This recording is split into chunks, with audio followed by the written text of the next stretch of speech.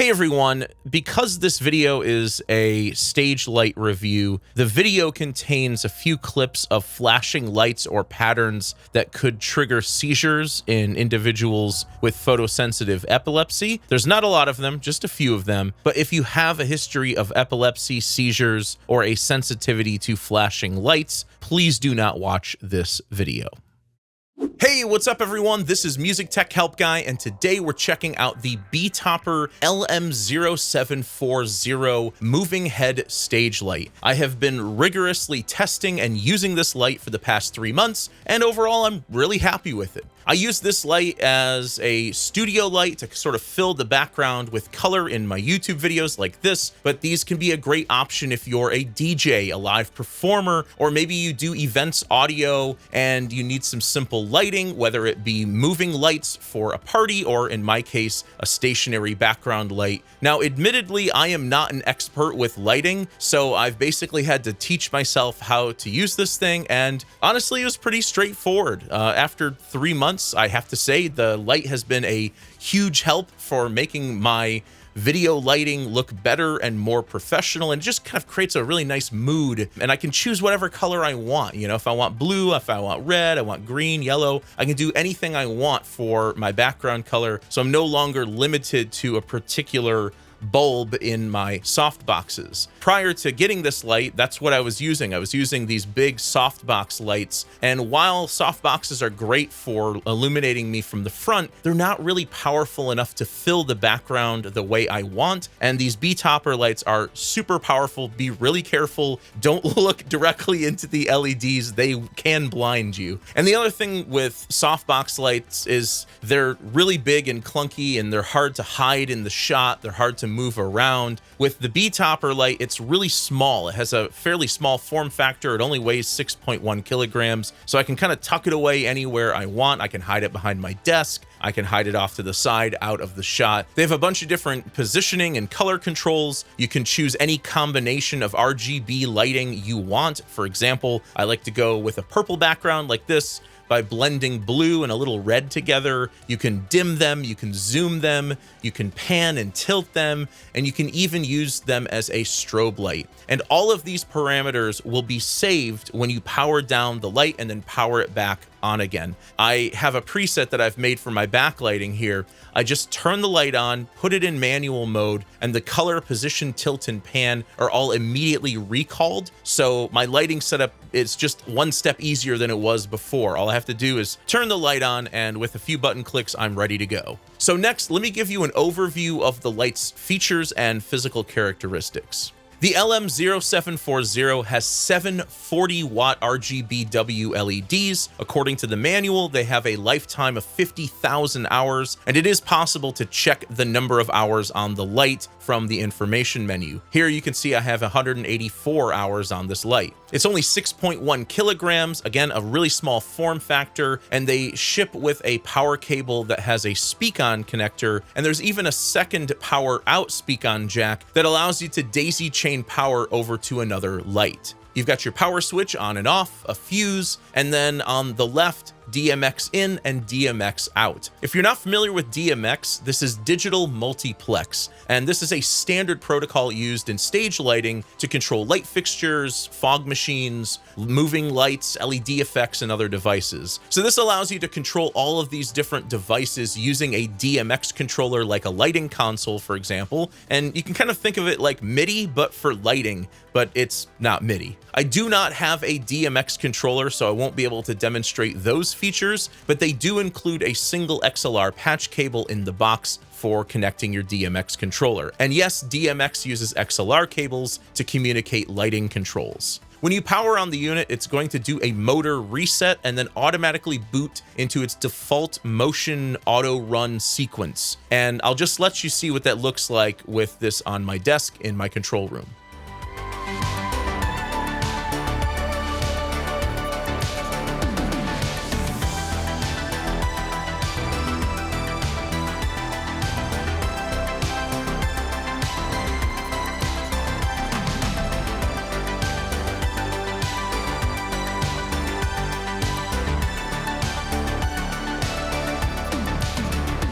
If you have a DMX controller, you can click here to open the menu, and then you can set your DMX address here from 1 to 512. To access the menus, all you have to do is use the up-down controls to navigate to the menu option you want. Press the OK button to select the menu option you want, then use the up-down controls again to set that parameter. Then once you've selected the value in the parameter you want, press OK to confirm. If you are using a DMX controller, you'll want to go to the fixture menu option and then go to run mode, then set this to DMX. Since I'm just controlling these manually, I'll set this to host. I'll press the menu button to go back, and then I'll go down to manual control and press OK, and then the auto run sequence will stop and allow me to take manual control over the light. So pan is going to be your left-right position control, and this is a 520-degree control, so you can go around in a circle 360 degrees and then some more. The pan fine control allows you to make fine adjustments to the pan position, shifting the position of the light by a very small amount. Tilt is your up-down control, and it has 270-degree tilt control and a fine adjustment for the tilt as well. The light can face completely backwards, forwards, straight up, and anywhere in between. And from the front, it can even face down, it can tilt down to the floor a bit.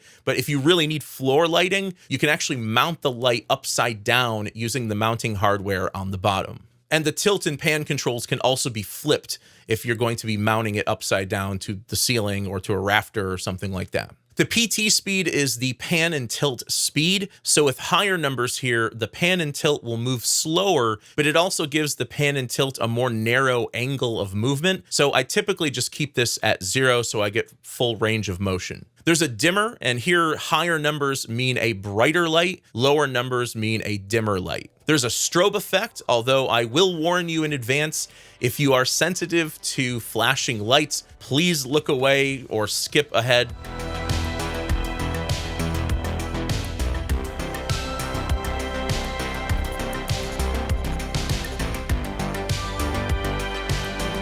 And then we get to our color controls. You have red, green, blue, and white. And you can combine any amount of these colors you like. So here I use a combination of a little bit of red and a lot of blue to get this purple color. I can pull out the red and just get blue. I can add in some green to get an aquamarine or teal color. I can pull out the blue to just get green, or add in some red to get a yellow color. Let's pull out the green completely, and this just leaves us with red.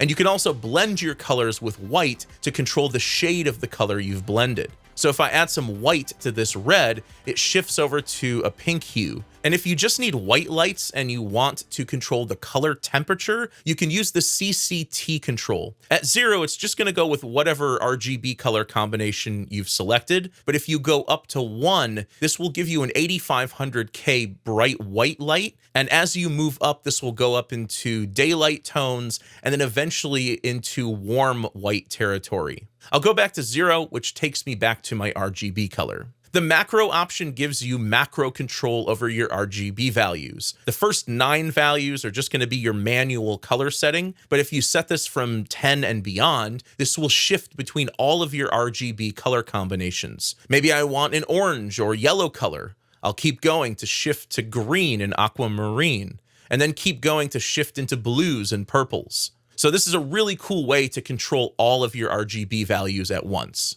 Zoom controls do exactly what they sound like, with the lowest value being the most zoomed out, and this will give you the widest coverage angle like I'm using here, and higher values will zoom in, so the light behaves more like a spotlight. There's a zoom rotation feature, and from 0 to 127, this just rotates the light manually, but if you set this to 128 to 190, this will actually make the light rotate automatically in one direction, and then from 193 to 255, it'll rotate in the opposite direction. And the pattern you get will depend on your zoom settings. So with the zoom at a higher value, you can get something like this. And with the zoom at a mid-range value, you can get something like this. And with the zoom at a lower value, you can get a softer effect like this. The effect option will give you some different RGB effects presets. Mainly, it makes the colors pulse in and pulse out. And then the next option allows you to control the speed of these RGB effects. Now, there are a lot of other cool things you can do with this light if you have a DMX controller, but overall, I'm really happy with the light. I'm going to be using it as my main backdrop light for all of my YouTube videos moving forward, and they're really affordable as well. They're a great entry point, an affordable entry point for people getting into stage lighting. However, I do have three main criticisms. Two of these are kind of minor things, and one of them is a really, really major thing. So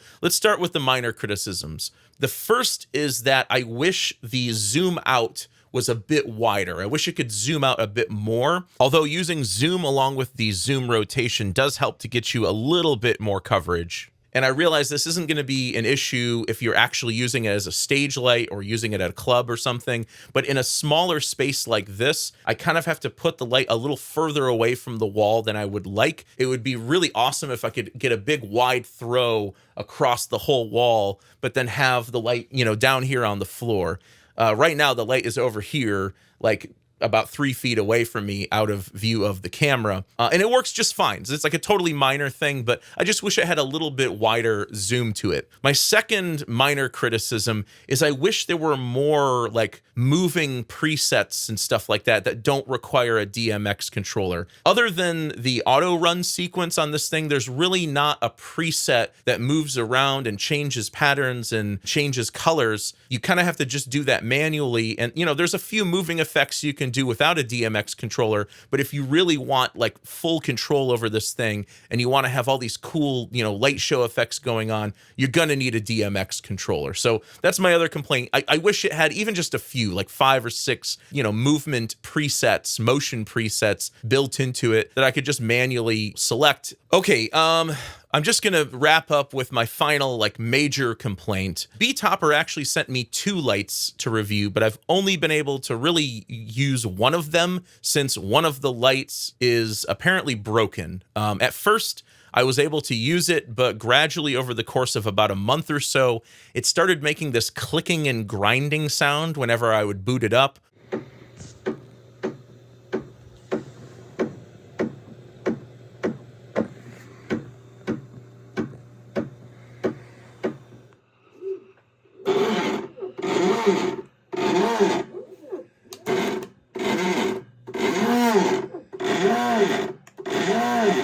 What I would do is I would just turn the light off, turn it back on, and the motor would reset and I would be all good. It would work normally. But this problem got progressively worse until I just couldn't use the light anymore. Now when I boot it up, the LCD flashes and the motor seems like it's locked in place. At least the tilt is locked in place. And even if I do a motor reset manually, it doesn't seem to fix the problem. And I've even done a factory reset, which hasn't helped either. When in manual mode, I do still seem to have some control over the pan, but the tilt is what seems to be messed up on it. So I'm kind of torn here. I really want to give these lights a great raving positive review and recommend them to everyone. Again, they're a great affordable entry point into stage lighting. They've got really cool RGBW controls. They're fairly easy to figure out and use, especially again, someone like me who knows like very little about lighting. I don't know whether this is an issue with the manufacturing process. Like, I don't know if I got a defective unit that was a manufacturing flaw, or if this is due to it being damaged in shipping. So I'm gonna give Betopper the benefit of the doubt and say that it probably happened in shipping. So if anyone has had the same issue or has any suggestions to fix this, or if Betopper knows how to fix this issue, please let me know and I'll do a follow-up video demonstrating this workaround. I hope you guys enjoyed this video. If you did, please leave it a thumbs up and subscribe to the channel to see more content like this. As always, thank you so much for the support and thanks for watching.